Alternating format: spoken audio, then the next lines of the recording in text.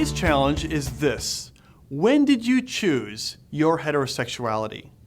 Now you might be asking, well, how is that a challenge? Well, here's how they think that this challenge goes. They think your answer is going to be, well, I didn't choose to be heterosexual. I didn't choose my heterosexuality.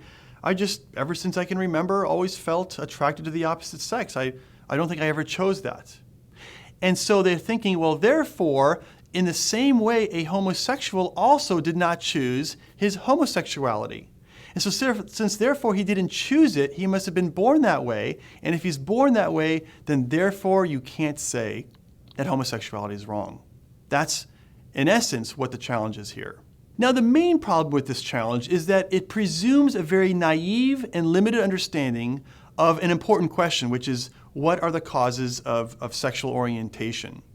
And it presumes that the answers are either you're born that way or you choose to be that way.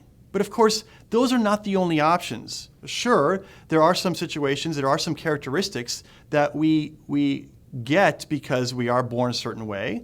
There are some characteristics that we develop because we choose to behave in a certain way. But there are still some other characteristics that are a result of developmental factors. And indeed, this is the case with same-sex attraction.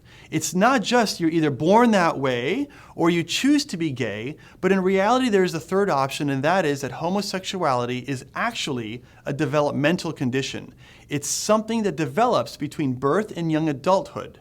Now, if it's a developmental condition, then this explains why many homosexuals will always report to you with something like, look, ever since I can remember, I always felt like I was a little bit different than other people. I always felt attracted not to the opposite sex, but to the same sex. Or I always felt different if they're a homosexual male. I always felt different than some of the other boys in the way they behaved. And because homosexual attractions are something that begins to develop at a very young age, between the ages of like 1 and 5 years old, it's often the case that they don't remember what perhaps were some of the causes that led up to that. And that's why by the time they reach the age of 5 or 6 and they start to remember their childhood, they think, oh man, I just feel like I always have been this way. It wasn't because they were born that way. It was rather because something happened that caused them to develop these feelings the way they are. Now, this developmental pathway is not something that we develop today. Rather, scientists have known for over 100 years that homosexual attraction, same-sex attraction, is something that develops. Okay? Scientists, psychiatrists, psychologists, and other researchers have been looking at this for a long time and have had actually a fairly good understanding of what causes same-sex attraction. The problem is that in 1973, the American Psychiatric Association decided that they will remove homosexuality from their encyclopedia that lists all of the mental disorders that they normally diagnose. And so as a result of that, homosexuality was no longer viewed as a mental condition, something that needs to be treated. And at that point, and by the way, that decision was not made because there was some new scientific discovery that repudiated 100 years of research. It wasn't like they found a gay gene. It wasn't that there was a new study that said, oh, well, homosexuality isn't a developmental condition. It's something that you're born with. No, there's nothing like that. Rather, it was voted on as a result of political pressure and political correctness. Okay? So what happened after 1973 was scientists refer to it as the Big Chill.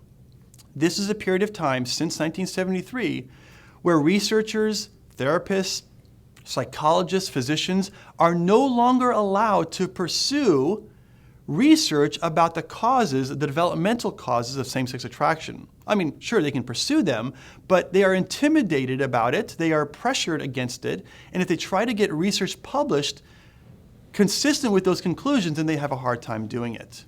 Now, there are actually a lot of researchers today who continue to pursue research looking into the developmental causes of same-sex attraction.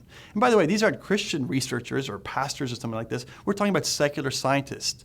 Indeed, even gay researchers, people who identify themselves as gay or lesbian, many of them have also come to the same conclusion simply based on the fact that we've known for over 100 years these are the developmental causes of same-sex attraction. I'm thinking of people like Camille Paglia and Dr. Martin Duberman, both of whom identify as gay themselves.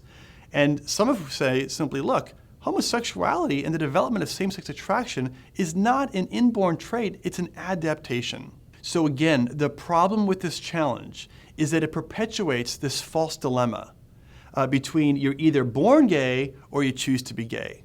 And of course, not only is this not the only possible option for what causes same-sex attraction, but it ignores a century of science. And it ignores a century of science for the purpose of being politically correct. And of course, when scientific facts have to cave to political pressure, then it doesn't really matter what the science says. It doesn't matter what the facts are. We just kind of follow what's politically correct. And that, unfortunately, is what's happened with the cause, or with the question about what causes same-sex attraction.